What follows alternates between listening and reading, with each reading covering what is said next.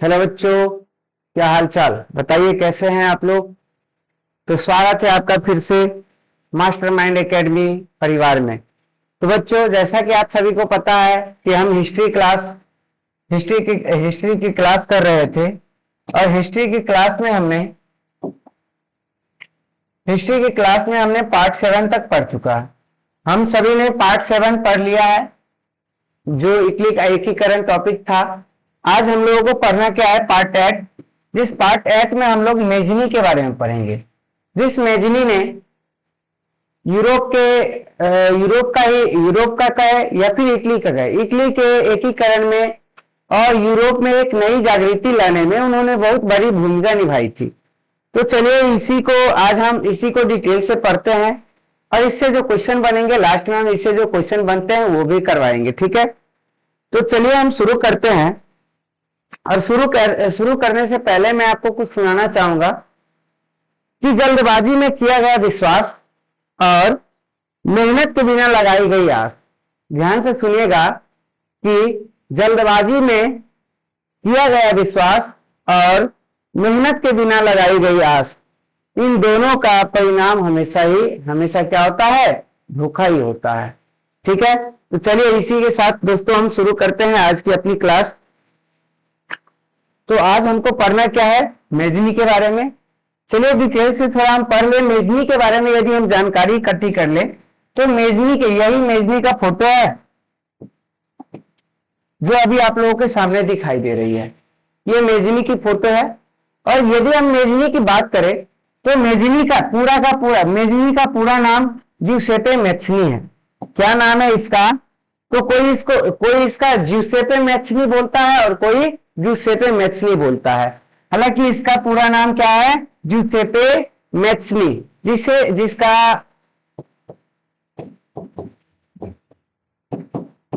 जिसका शॉर्ट नाम हम कहे तो मेजनी बुलाया जाता है ना।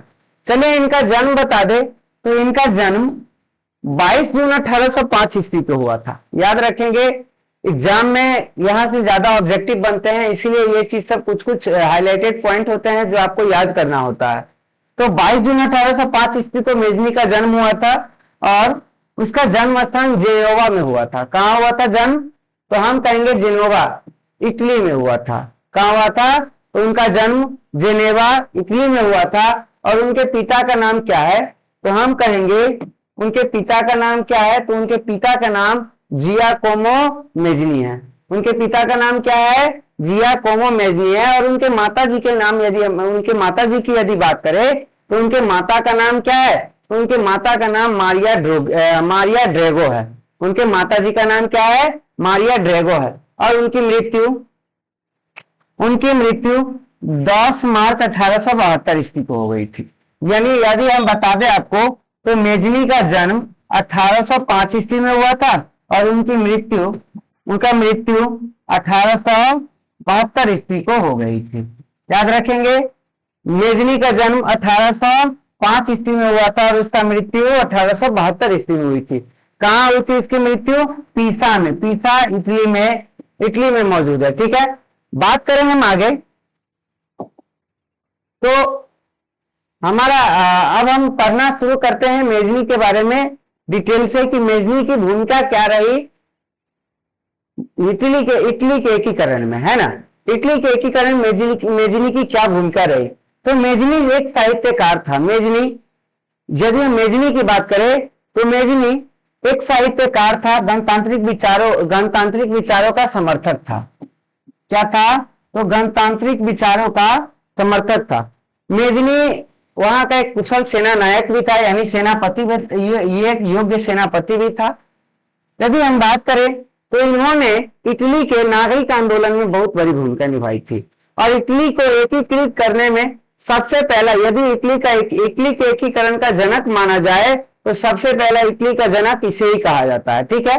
तो इटली में यदि हम बात करें तो जनतांत्रिक आंदोलनों का जनक ही इन्हें कहा जाता है। और यदि नागरिक आंदोलन क्या है कि नागरिक आंदोलन के दौरान उसके हार का कारण था कि वह एक आदर्शवादी नेता था। तो आपको मैं बता दूं कि जब 1830 ईस्वी की बात बता दूं और उससे पहले की बात मैं आपको बता दूं, तो क्या हुआ, मेजनी इटली का एकीकरण करने का प्रयास किया था। इससे पहले बार मेजनी ने इटली का एकीकरण करने का प्रयास तो किया था, परंतु मैं बता दूं आपको, तो मेटरनिक के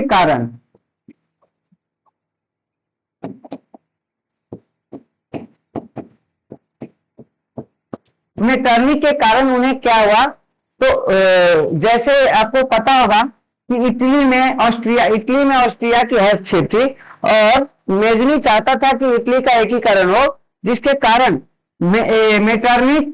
मेटरनिक ने इसका विरोध किया और उन्हें दबाया, है ना, और उन्हें दबाने की कोशिश की और अंत एटलीस्ट वहां से उन्हें क्या करना पड़ा, ये इटली छोड़कर पलायन करना पड़ा। तो हम बात करें कि नागरिक आंदोलन के दौरान इसके हार का कारण क्या था, वो एक आदर्शवादी नेता था। किसके बारे में बात हो रही है, मेजनी के बारे में, कि मेजनी कैसा व्यक्ति था, एक आदर्शवादी नेता था और उसे वहां की तात्कालिक राजनीतिक परिस्थितियों की समझ ही नहीं थी, है ना। जो वहां की तात्कालिक परिस्थिति थी कि मेटरनिक ने क्या व्यवस्था बनाई है ना, उन व्यवस्थाओं पे वो खरा नहीं उतर पा रहे थे क्योंकि उन्हें वहां की तात्कालिक राजनीति की समझ नहीं थी, है ना। अब हम बात करें कि अपनी पराजय के बाद भी मेजनी ने हार नहीं मानी। मेजनी की हार हुई, फिर भी मेजनी ने हार नहीं मानी और पुनः 1831 ईस्वी में, कब, तो पुनः 1831 ईस्वी में मेजनी वापस लौटा और यंग इटली की स्थापना की। किसकी स्थापना की, यंग इटली की स्थापना की। बता दें यंग इटली का उद्देश्य क्या था, तो यंग इटली का उद्देश्य था इटली में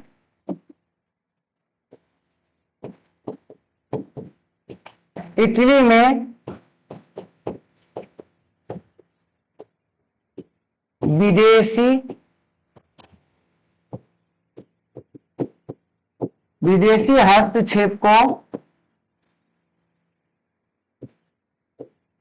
हस्तक्षेप को समाप्त करना।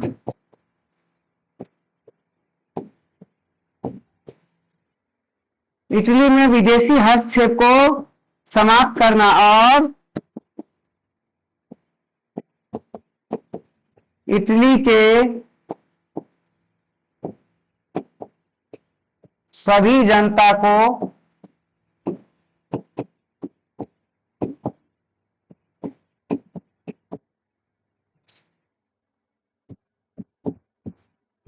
जागृत करना। क्या करना, तो इटली में विदेशी हस्तक्षेप को समाप्त करना और इटली के जनता को जागृत करना और इटली को एकीकृत करना और इटली को एकीकृत करना।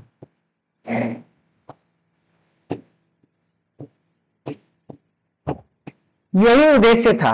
किसका उद्देश्य था,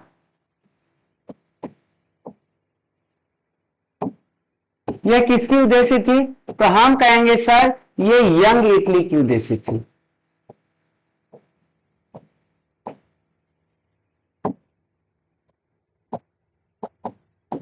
यंग इटली की उद्देश्य थी। यंग इटली की उद्देश्य क्या थी, तो हम कहेंगे यंग इटली की उद्देश्य थी कि इटली में विदेशी हस्तक्षेप को रोकना और इटली के जनता को एक साथ लाना और जागृत करना और इटली का एकीकरण करना, यही थी उद्देश्य इसकी। हम बात करें कि क्या है, अपनी पराजय के बाद भी मेजनी ने हार नहीं मानी और पुनः 1831 ईस्वी में वापस लौट आए वो, और उन्होंने वापस आते ही किसकी स्थापना की, तो हम कहेंगे वापस लौटते ही उन्होंने यंग इटली की स्थापना की। यंग इटली नामक संस्था की स्थापना की जिसने इटली के एकीकरण में महत्वपूर्ण भूमिका निभाई। जिसने क्या की, इटली के एकीकरण में यंग इटली ने महत्वपूर्ण भूमिका निभाई, है ना।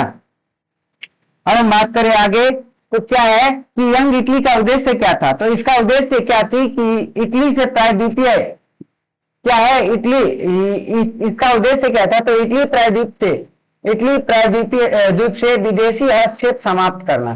क्या करना, विदेशी हस्तक्षेप समाप्त करना, संयुक्त गणराज्य स्थापित करना। विदेशी हस्तक्षेप को समाप्त करना, जो विदेशी वहां रह रहे थे उन्हें वहां से खदेड़ना, वहां से भगाना, और संयुक्त गणराज्य की स्थापना करना। और 1834 ईस्वी की यदि मैं बता दूं बात आपको, तो 1834 ईस्वी में पुनः यंग यूरोप नामक एक संस्था, कौन सी संस्था, तो हम कहेंगे यंग यूरोप नामक संस्था। तो यंग यूरोप नामक संस्था का गठन किया किसने, तो मेजनी ने। अब यदि आपसे क्वेश्चन पूछा जाए, यदि आपसे क्वेश्चन पूछा जाए कि यंग यूरोप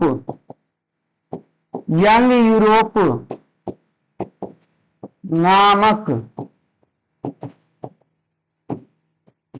संस्था का गठन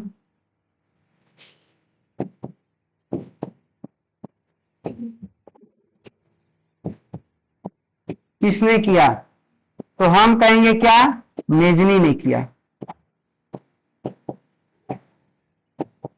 किसने किया, मेजनी ने किया। याद रखिएगा। बात करते हैं हम आगे कि 1834 ईस्वी में पुनः यंग यूरोप नामक संस्था का गठन कर दिया किसने, तो मेजनी ने। अब इससे संस्था का गठन कर मेजनी ने यूरोप के अन्य देशों में चल रहे राष्ट्रीय आंदोलन को भी प्रोत्साहित किया। इन्होंने क्या किया, तो यंग यूरोप नामक संस्था का गठन किया और यूरोप में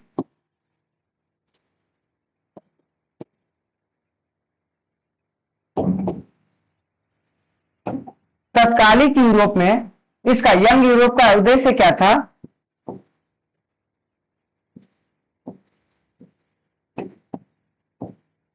यदि इसके उद्देश्य की यदि मैं आपको बात बता दूं, तो यंग यूरोप की उद्देश्य क्या थी, तत्कालिक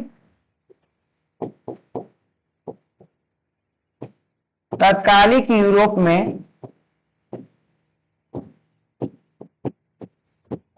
हो रहे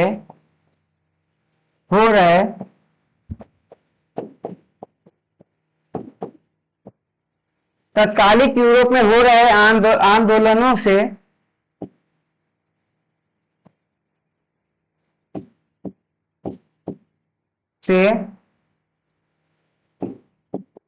राजतंत्र को समाप्त करना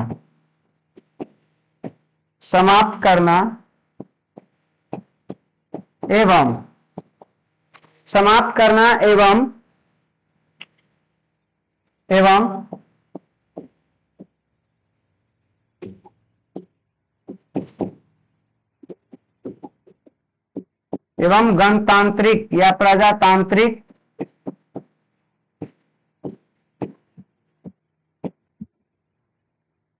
भावना का जागरण करना। ठीक है, याद रखिएगा। बात करें हम आगे, तो ये हो गया 1834 ईस्वी में पुनः यंग यूरोप नामक संस्था का गठन कर मेजनी ने यूरोप के अन्य देशों में चल रही राष्ट्रीय आंदोलन को भी प्रोत्साहित किया, है ना। और बात करें हम तो 1848 ईस्वी की, आपको याद होगी पीछे जो हम पढ़े हैं, क्या है 1848 ईस्वी में क्या हुई, तो फ्रांसीसी क्रांति हुई। तो आप पढ़े होंगे 1789 ईस्वी में एक फ्रांसीसी क्रांति हुई है।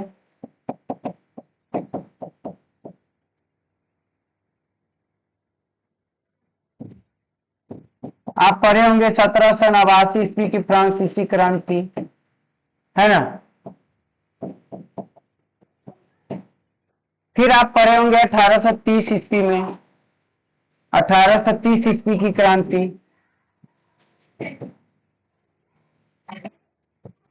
1830 ईस्वी की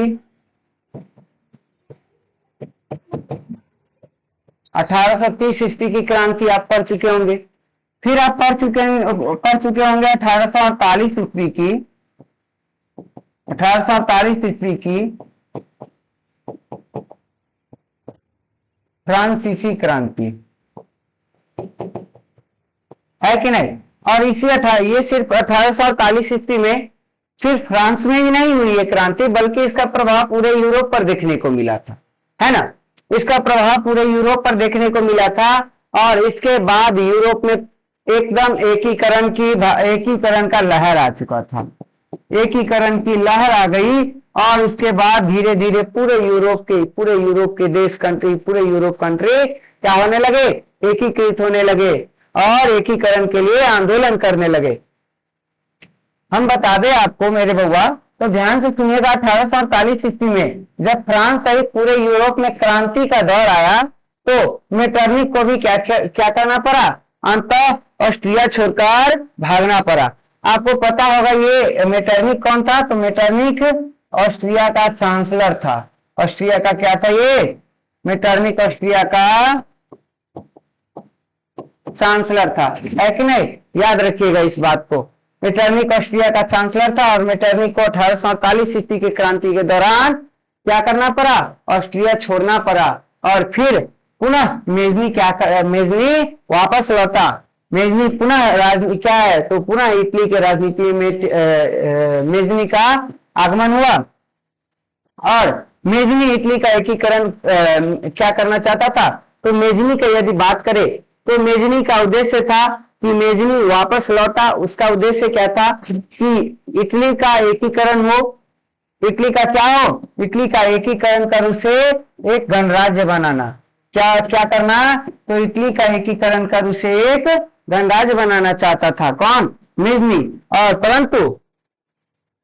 परंतु सार्डिनिया और पिडमाउंट का शासक कौन था, चार्ल्स एडवर्ड था।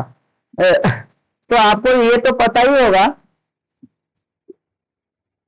आपको ये तो पता ही था ना कि जो वियना समझौता के दौरान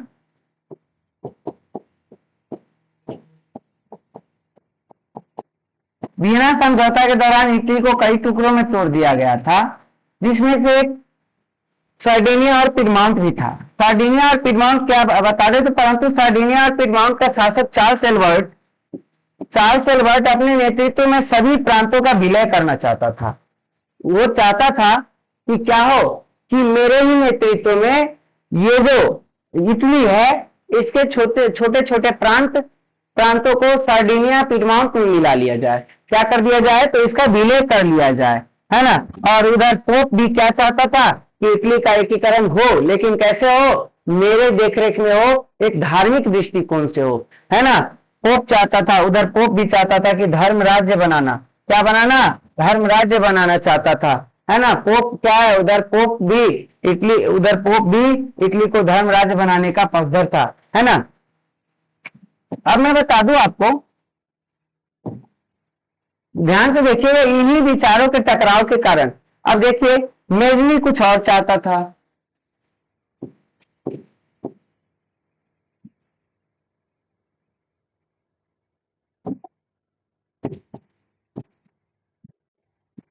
मेजनी कुछ और चाहता था, इधर पोप कुछ और चाहता था, और इधर एल्बर्ट, जो चार्ल्स एल्बर्ट था,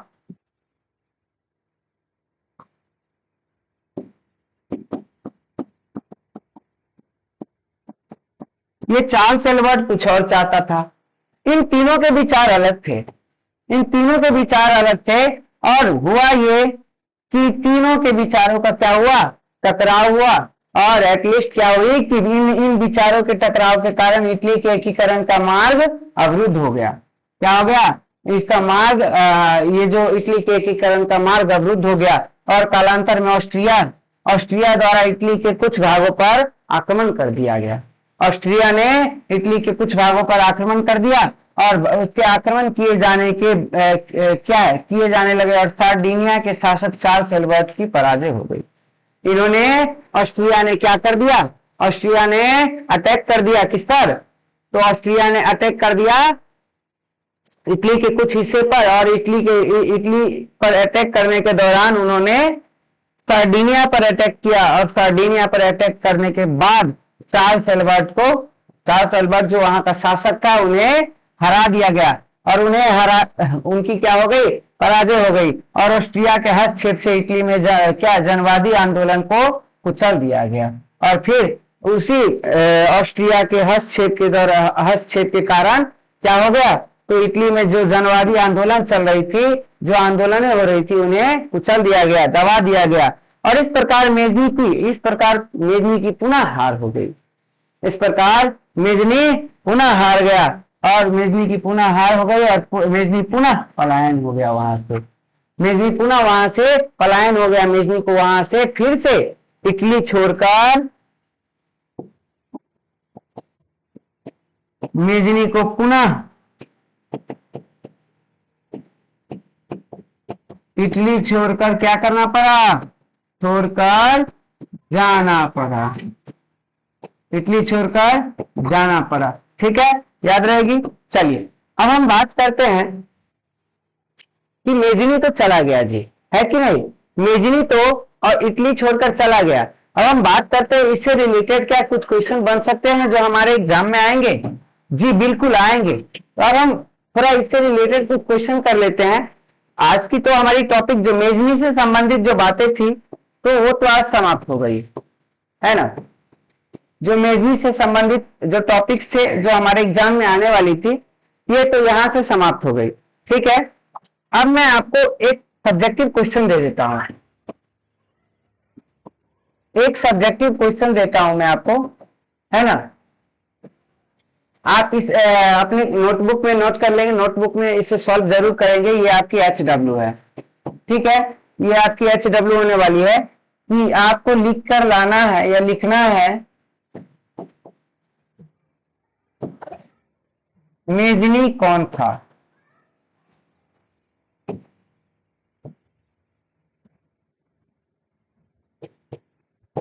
मेजनी कौन था, ये सब्जेक्टिव क्वेश्चन आपके लिए है और इसको आपको बनाकर रखना है। ठीक है, चलिए बात करते हैं, हम क्वेश्चन आंसर कर लेते हैं, थोड़ा MCQs कर लेते हैं जो इससे रिलेटेड है, जो प्रीवियस ईयर क्वेश्चन में पूछे एग्जाम में पूछे गए हैं।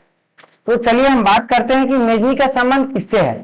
तो बताइए, मेजनी का संबंध यंग यूरोप से है, बिल्कुल है। यंग इटली से है, बिल्कुल है। और कार्बोनरी समूह से भी है ही, है ना। तो हम कहेंगे क्या कि हमारा करेक्ट आंसर होने वाला है इनमें से सभी। ठीक है, हमारा करेक्ट आंसर क्या होने वाला है? इनमें से सभी, याद रखिएगा।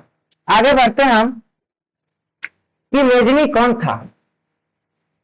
मेजनी कौन था बताइए? फ्रांस का राजा था? नहीं, फ्रांस का राजा बिल्कुल नहीं था। उस समय फ्रांस का राजा कौन था? नेपोलियन तृतीय। उस समय फ्रांस का राजा कौन था? नेपोलियन तृतीय या नेपोलियन थर्ड का, आप कह सकते हैं नेपोलियन थर्ड उस समय का राजा था। बात करें अमेरिका के राष्ट्रपति, बिल्कुल नहीं, अमेरिका के राष्ट्रपति वो नहीं थे, है ना। भारत के एक स्वतंत्रता सेनानी? नहीं, मेजनी स्वतंत्रता सेनानी भारत के नहीं थे, बल्कि कहां के थे? तो हम कहेंगे इटली के एकीकरण में एक महत्वपूर्ण व्यक्ति थे, है ना। इटली के एकीकरण में एक महत्वपूर्ण व्यक्ति थे जिन्होंने अपनी योगदान दिया और इनके योगदान से ही इटली का एकीकरण पूर्ण हो पाया, है कि नहीं। तो हम कहेंगे मेजनी कौन था? तो इटली के एकीकरण में एक महत्वपूर्ण व्यक्ति था, याद रखिएगा। चलिए बढ़ते हैं हम आगे कि मेजनी ने किस संगठन की स्थापना की थी। क्वेश्चन हमारा है मेजनी ने किस संगठन की स्थापना की थी। तो हम कहेंगे, तो आपके पास 4 ऑप्शन है, देखिएगा। यंग रूस की? नहीं, बिल्कुल गलत। यंग फ्रांस की? नहीं, बिल्कुल गलत। Young Germany? नहीं, बिल्कुल गलत। हमारा करेक्ट आंसर क्या होगा? Young Italy. मेजनी ने यंग इटली की स्थापना की थी। कब? तो दोबारा वापस आने के बाद। दोबारा वापस आने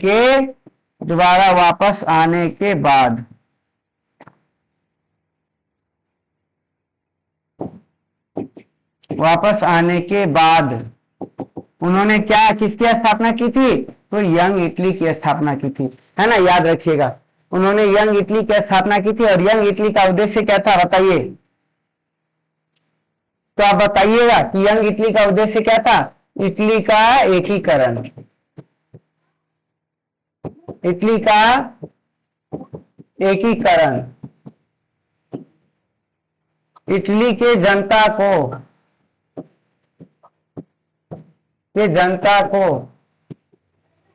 एक साथ लाना और इटली से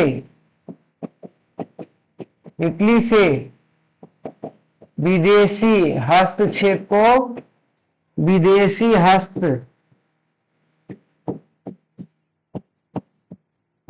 हस्तक्षेप को क्या करना, समाप्त करना, है कि नहीं। यही कुछ उद्देश्य थे किसका, तो हम कहेंगे किसकी उद्देश्य थी ये, यंग इटली की उद्देश्य थी, है ना। यंग इटली की क्या क्या उद्देश्य थी, तो आप लिख सकते हैं ऐसे, इसे ऑब्जेक्टिव टाइप में यदि आप समझ रहे हैं तो सब्जेक्टिव में भी आप इसे लिख सकते हैं। अब हम बात करते हैं आगे, तो हमारा करेक्ट आंसर क्या था, ये यंग इटली, ठीक है। अब हम बढ़ते हैं आगे कि मेजनी का मुख्य उद्देश्य क्या था। मेजनी का यदि मेजनी के मुख्य उद्देश्य की यदि मैं बात बता दूं आपको, तो मेजनी का मुख्य उद्देश्य था इटली का एकीकरण करना। तो चलिए हम देख लेते हैं ऑप्शन में हमारा क्या क्या है। हम देख लेते हैं नीचे से, क्या इटली को यूरोपीय संघ का सदस्य बनाना, नहीं ये गलत। इटली को एक सही राज्य बनाना, ये भी गलत। इटली को एक सही राज्य क्या बनाएगा, सॉरी एक शाही राज्य बनाना, यानी शाही अर्थ होता है राजा महाराजाओं के राज्य। राजा महाराजाओं के राज्य वो नहीं बनाना चाहता, बल्कि राजतंत्र से उन्हें मुक्त कराना ही चाहता था, है ना।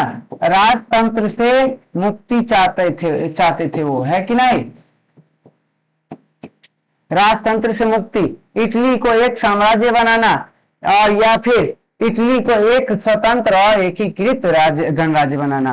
तो इटली का उद्देश्य क्या था, इटली का उद्देश्य था कि सॉरी मेजनी का उद्देश्य था इटली को एक स्वतंत्र एवं एकीकृत राज्य बनाना, है कि नहीं, एकीकृत गणराज्य बनाना, ठीक है। तो हमारा करेक्ट आंसर क्या होने वाला है, ऑप्शन नंबर ए, ठीक है। बात करते हैं हम कि मेजनी ने इटली की जनता को क्या संदेश दिया था, कि मेजनी ने इटली की जनता को क्या संदेश दिया था। तो उन्होंने इटली की जनता को क्या क्या संदेश दिया था, तो अभी मैंने पीछे बता ही दिया आपको, फिर भी चलिए हम ऑप्शन नंबर डी से ही शुरू करते हैं। क्या युद्ध शांति विकास, ये नहीं, बिल्कुल गलत। युद्ध शांति और विकास गलत। राष्ट्रवाद लोकतंत्र समाजवाद, ये भी गलत। स्वतंत्रता समानता भाईचारा, ये भी गलत। ये स्वतंत्रता समानता भाईचारा फ्रांस के क्रांति में दी गई थी। फ्रांस की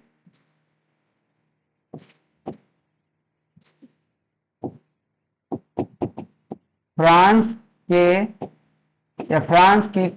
के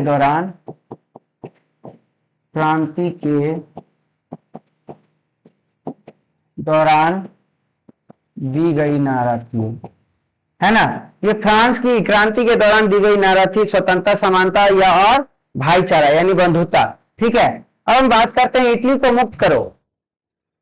मेजनी ने कहा था, मेजनी ने 3 नारा दिया था, है ना। मेजनी का 3 नारा क्या क्या था, इटली को मुक्त करो, यानी विदेशियों से मुक्त करो, विदेशी इटली छोड़कर वापस जाओ, है ना।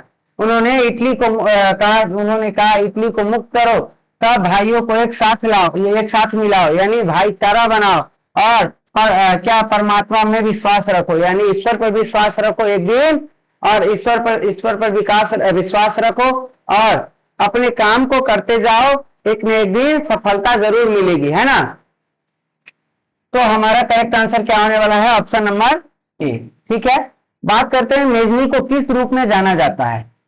मेजनी को किस रूप में जाना जाता है, इटली के एकीकरण का दलाल, नहीं, ये दलाल शब्द बिल्कुल गलत है उनके लिए, है कि नहीं। उन्होंने बहुत बड़ी योगदान दी थी, है ना। इटली के एकीकरण का समर्थक रहने देते हैं थोड़ी देर के लिए। इटली के एकीकरण का विरोधी, नहीं, बिल्कुल गलत। ये इटली के एकीकरण का जनक कहा जाता है उन्हें। क्या कहा जाता है, इटली के एकीकरण का जनक कहा जाता है उन्हें, ठीक है, याद रखिएगा। अब बात करते हैं हम आगे हमारे अगले क्वेश्चन की तरफ। तो क्या है, मेजनी के विचारों का इटली के एकीकरण पर क्या प्रभाव पड़ा। क्वेश्चन हमारा है कि मेजनी के विचारों का इटली पर क्या प्रभाव पड़ा। तो हम देख लेते हैं ऑप्शन वाइज, कि ऑप्शन नंबर हमारा डी है। चलिए ऑप्शन नंबर डी से ही हम शुरू कर लेते हैं। ऑप्शन नंबर डी है, इटली के एकीकरण को खत्म कर दिया गया। क्या इनका ये उद्देश्य था, या इटली मेजनी के विचारों का इटली के एकीकरण पर ये प्रभाव पड़ा कि इटली के एकीकरण को खत्म कर दिया गया, नहीं, ये गलत है ना। इटली के एकीकरण पर कोई प्रभाव नहीं पड़ा, नहीं, बिल्कुल ये भी गलत है। इटली के एकीकरण को अवरुद्ध किया गया, ये भी गलत है। यानी इटली के एकीकरण को बढ़ावा मिला, है ना, किसके, तो मेजनी के विचारों से इटली के एकीकरण को बढ़ावा मिला, याद रखेंगे। चलिए बढ़ते हैं आगे अगले क्वेश्चन पे। हमारा अगला क्वेश्चन है मेजनी एक महान देशभक्त राजनेता और क्या थे। तो अभी अभी तो मैंने बताया ना आपको,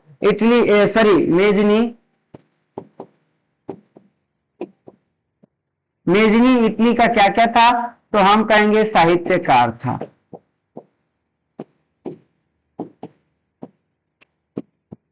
फिर हम कहेंगे क्या था, फिर हम कहेंगे राजनेता था।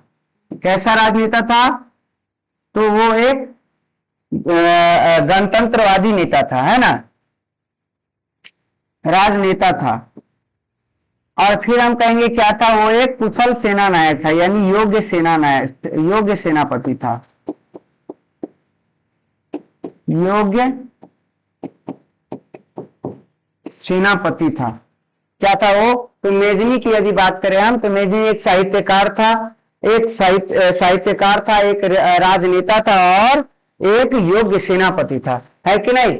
बात करते हैं हम आगे, तो क्या है, शिक्षक डॉक्टर वकील, नहीं, ये गलत है। व्यापारी किसान मजदूर, ये भी गलत है कि नहीं। वैज्ञानिक इंजीनियर वास्तुकार, ये भी गलत है। तो हमारा करेक्ट आंसर क्या आने वाला है, ए, साहित्यकार सेनापति गणतांत्रिक विचारों का समर्थक। ठीक है, याद रखिएगा। चलिए बढ़ते हैं हम आगे अगले क्वेश्चन पे, ठीक है। अब इटली के एकीकरण की सबसे बड़ी बाधा क्या थी, इटली के एकीकरण की सबसे बड़ी बाधा क्या थी। इटली के वासियों में राष्ट्रीयता का अभाव, या ऑस्ट्रिया की इटली में उपस्थिति, या पोप की चलिए ध्यान से फिर से देख लेते। क्या इटली के एकीकरण की सबसे बड़ी बाधा क्या थी, फ्रांस का दबाव, नहीं, ये गलत है। फ्रांस का कोई दबाव नहीं था, है ना। चलिए पोप की अनुत्तरदायी दृष्टिकोण, पोप देखिए, हालांकि ये भी गलत है क्योंकि पोप उत्तरदायी था, लेकिन वो धर्म के दृष्टिकोण से चाहता था इटली का एकीकरण हो। क्या इटली वासियों में राष्ट्रीयता का अभाव, ये भी गलत है ना। यदि कोई ये सही है तो ये है, ऑस्ट्रिया की इटली में उपस्थिति, इटली के एकीकरण की सबसे बड़ी बाधा यही थी। क्या, ये ऑस्ट्रिया की इटली में उपस्थिति, ऑस्ट्रिया ही सबसे बड़ी बाधा थी, है ना। सबसे बड़ी बाधा कौन थी, सबसे बड़ी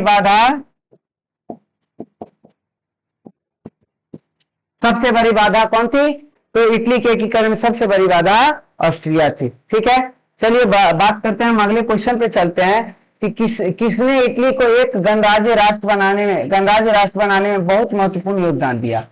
क्या है कि किसने इटली को एक गणराज्य राष्ट्र बनाने में बहुत बड़ा योगदान दिया, तो क्या, काबुल के बारे में हम आगे पढ़ेंगे, ठीक है। विक्टर इमेनुअल क्या बना, तो शासक बना इसके बाद, है ना। तो इन दोनों के बारे में हम अगले क्लास में पढ़ लेंगे, है ना। इन दोनों के बारे में हम अगले क्लास में पढ़ेंगे। गैरीबाल्डी था ही नहीं, ये किसने, तो मेजनी ने। किसने इटली को एक गणराज्य बनाने में बहुत महत्वपूर्ण योगदान दी, मेजनी ने, ठीक है। मेजनी ने बहुत बड़ी योगदान दी थी, है कि नहीं। बात करें हम आगे अगले क्वेश्चन के, तो कार्बोनरी नामक संस्था का स्थापना किसने किया था, कार्बोनरी नामक ये जो संस्था थी, कार्बोनरी नामक संस्था, ये कहाँ की संस्था थी, तो क्या ऑस्ट्रिया की थी, नहीं, ऑस्ट्रिया की नहीं थी। तो क्या आप कहेंगे कि सर जर्मनी की थी, आप कहेंगे कि जर्मनी की थी, नहीं। तो कोई कहेगा नहीं सर कि फ्रांस की थी, नहीं, ये कहाँ की थी, तो हम कहेंगे मेरे बउआ ये इटली की थी। कहाँ की थी, इटली की एक संस्था थी कार्बोनरी नामक एक संस्था थी, जो इटली के एकीकरण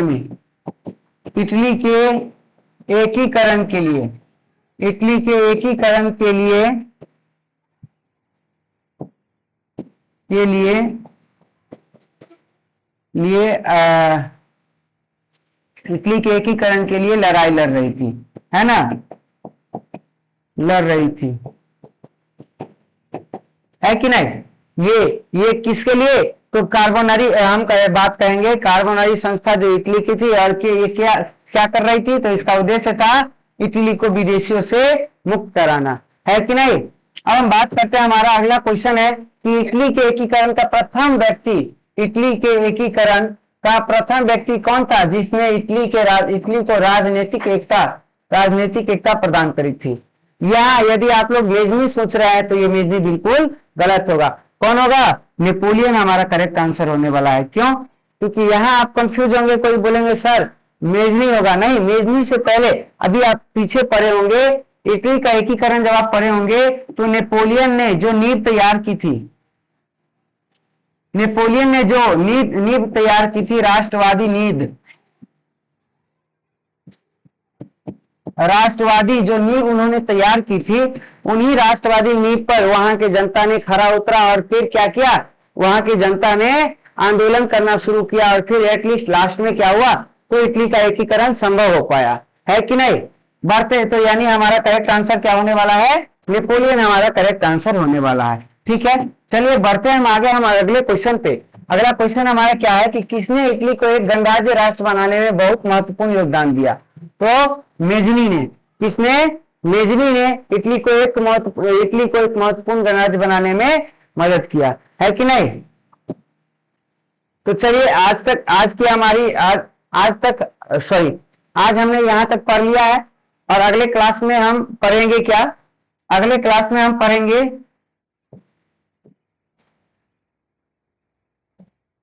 सीधे लिख देते हैं, एकीकरण का दूसरा चरण।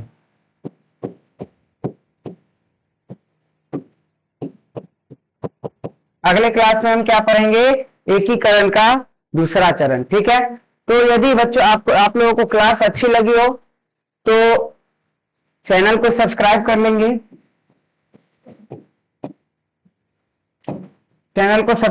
लेंगे, और यदि मुझसे पढ़ना आप लोगों को अच्छा लगता है तो इस क्लास को लाइक जरूर करेंगे और अपने दोस्तों के साथ शेयर जरूर करेंगे। ठीक है, यहां तक यदि आप लोग हमारे साथ जुड़े हुए हैं तो आप लोगों को दिल से